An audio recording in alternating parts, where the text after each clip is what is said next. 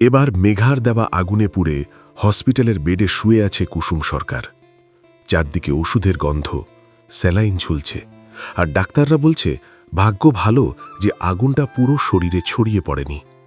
কিন্তু কুসুমের চোখে ভয়ের চেয়ে অনেক বেশি জ্বলছে প্রতিশোধের আগুন।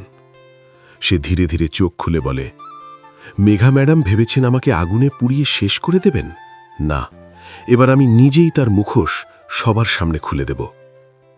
পাশে দাঁড়িয়ে থাকা আয়ুষ্মান গাঙ্গুলি কুসুমের হাত ধরে বলে, তুমি শুধু সুস্থ হয়ে ওঠো কুসুম, বাকিটা আমি দেখব। কিন্তু কুসুম মাথা নেড়ে বলে, না ছোট সাহেব, এবার সত্যিটা আমি নিজেই সামনে আনব। এদিকে গাঙ্গুলি বাড়িতে অন্যরকম উত্তেজনা। মেঘা আর দেবলীনা এক কোণে দাঁড়িয়ে ফিসফিস করে কথা বলছে। মেঘা বলছে, আমি তো ভেবেছিলাম আগুনেই সব শেষ হয়ে যাবে, কিন্তু কুসুম এখনো বেঁচে আছে। দেবলীনা ঠান্ডা গলায় বলে, ভয় পাচ্ছিস কেন? ও যদি কিছু বলতোই তাহলে এতক্ষণে পুলিশ এসে পড়ত। কিন্তু মেঘার মনে একটা অদ্ভুত অস্থিরতা কাজ করতে থাকে, কারণ সে জানে কুসুম সহজে হার মানার মেয়ে নয়। এদিকে হসপিটালে আয়ুষ্মান, ইন্দ্রাণী গাঙ্গুলি আর রাজশেখর বাবু সবাই এসে দাঁড়িয়েছে কুসুমের পাশে। ইন্দ্রাণী গাঙ্গুলি চোখে জল নিয়ে বলে, দেবীমা, তোমার সাথে যে এত বড় অন্যায় হলো সেটা আমি কিছুতেই মেনে নিতে পারছি না। কুসুম শান্ত গলায় বলে, দেবীমা, অন্যায়টা যে করেছে তাকে শাস্তি পেতেই হবে, তবে তার আগে প্রমাণ দরকার। তখনই আয়ুষ বলে, আমি পুলিশের সাথে কথা বলেছি, তারা বলেছে আগুন লাগার সময় কেউ একজন বাইরে থেকে দরজা বন্ধ করে দিয়েছিল। এই কথাটা শুনে সবাই অবাক হয়ে যায়। কুসুম তখন মনে মনে ভাবে, তাহলে সত্যি মেঘা আর দেবলীনা আমাকে শেষ করার প্ল্যান করেছিল। কিন্তু সে এখনই কিছু বলে না, বরং সে একটা পরিকল্পনা করে। কয়েকদিন পরে কুসুম কিছুটা সুস্থ হয়ে গাঙ্গুলি বাড়িতে ফিরে আসে। বাড়ির সবাই তাকে দেখে খুশি হলেও মেঘার মুখের রং উড়ে যায়।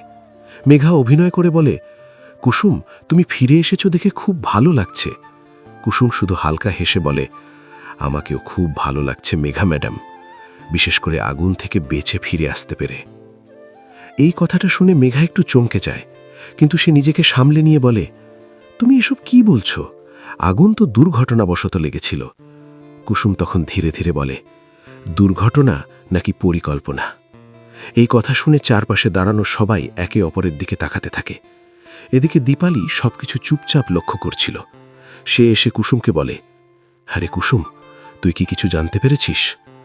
কুসুম তখন বলে, পিসি, সময় হলে সবই জানতে পারবি। আসলে কুসুম ইতিমধ্যেই হসপিটালের সিসিটিভি ফুটেজ দেখে ফেলেছে। সেখানে স্পষ্ট দেখা গেছে আগুন লাগার কিছুক্ষণ আগে দেবলীনা বাড়ির স্টোর রুম থেকে কিছু কেমিক্যাল নিয়ে যাচ্ছিল। পরের দিন গাঙ্গুলি বাড়িতে আবার একটা বড় মিটিং ডাকে ইন্দ্রাণী গাঙ্গুলি। মিডিয়া উপস্থিত। সবাই অবাক হয়ে যায় যখন কুসুম নিজেই সামনে এসে দাঁড়ায়। সে বলে, আজ আমি একটা সত্যি সবাইকে জানাতে চাই। মেঘা তখন মনে মনে ভাবে, না, এটা হতে পারে না। কুসুম তখন সবার সামনে একটা ভিডিও চালায়। সেখানে দেখা যায় দেবলীনা স্টোর রুম থেকে কেমিক্যাল নিয়ে যাচ্ছে, আর একটু দূরে দাঁড়িয়ে মেঘা ফোনে কারোর সাথে কথা বলছে। ভিডিওটা শেষ হতেই চারদিকে শোরগোল পড়ে যায়। ইন্দ্রাণী গাঙ্গুলি রাগে কেঁপে কেঁপে বলে, মেঘা, তুমি এত নিচে নামতে পারলে? মেঘা তখন কিছু বলতে না পেরে চুপ করে দাঁড়িয়ে থাকে। দেবলীনা তো একেবারে ভয়ে কাঁপতে শুরু করে। কুসুম তখন শান্ত গলায় বলে, আমি আগেই বলেছিলাম দেবীমা, প্রমাণ ছাড়া কিচ্ছু বলবো না। আয়ুষ্মান তখন গর্বের সাথে কুসুমের দিকে তাকিয়ে বলে, তুমি সত্যি অসাধারণ। ঠিক তখনই পুলিশ এসে উপস্থিত হয়। পুলিশ অফিসার বলে, মেঘা সেন আর দেবলীনা, আপনাদের বিরুদ্ধে হত্যা চেষ্টা করার অভিযোগে গ্রেফতার করা হচ্ছে। এই কথা শুনে মেঘা চিৎকার করে বলে, কুসুম, তুমি আমাকে ধ্বংস করে দিলে। কুসুম তখন দৃঢ় গলায় বলে, না মেঘা ম্যাডাম, আমি কিছু করিনি, আপনার নিজের কাজই আপনাকে এখানে নিয়ে এসেছে। পুলিশ মেঘা আর দেবলীনাকে নিয়ে চলে গেলে গাঙ্গুলি বাড়িতে এক অদ্ভুত নীরবতা নেমে আসে। ইন্দ্রাণী গাঙ্গুলি এসে কুসুমের মাথায় হাত রেখে বলে, আজ তুমি শুধু নিজের সম্মানই বাঁচাওনি, আমাদের পরিবারের সম্মানও রক্ষা করেছ।